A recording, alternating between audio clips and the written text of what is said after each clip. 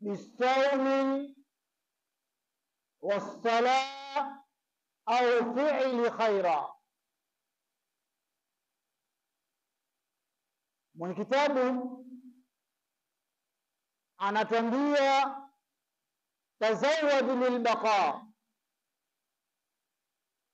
jiandae kwa kuchukua, kwa kukusanya zawadi, lilbaqa, kwa ajili ya kuzipeleka sehemu ambayo ni yenye kubakia.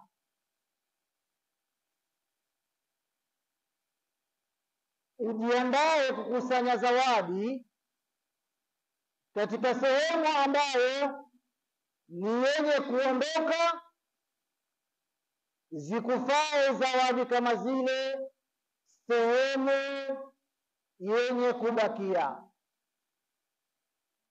Ni sehemu gani hiyo yenye kubakia kwa mwanadamu, na ni sehemu gani yenye kumuondokea mwanadamu? Mwanadamu Mwenyezi Mungu Subhanahu wa Ta'ala amemuumbia sehemu mbili. Sehemu ya kwanza ni dunia.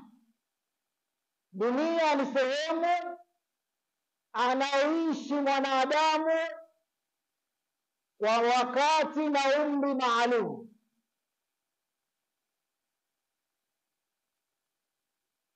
Duniani ni sehemu ambayo Mwenyezi Mungu Subhanahu wa Ta'ala amemuumbia mwanadamu, kamleta hapa, lakini kamwekea wakati maalumu na miaka maalumu ya kuishi katika hii dunia.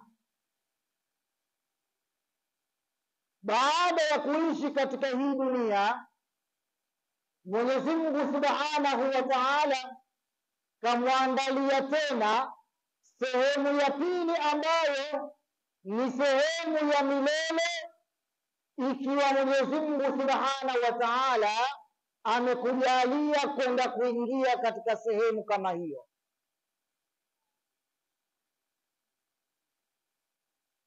Mwenyezi Mungu Subhanahu wa Ta'ala ametuleta katika ardhi, katika mgongo wa ardhi, tuje kufanya na kutuma na kukusanya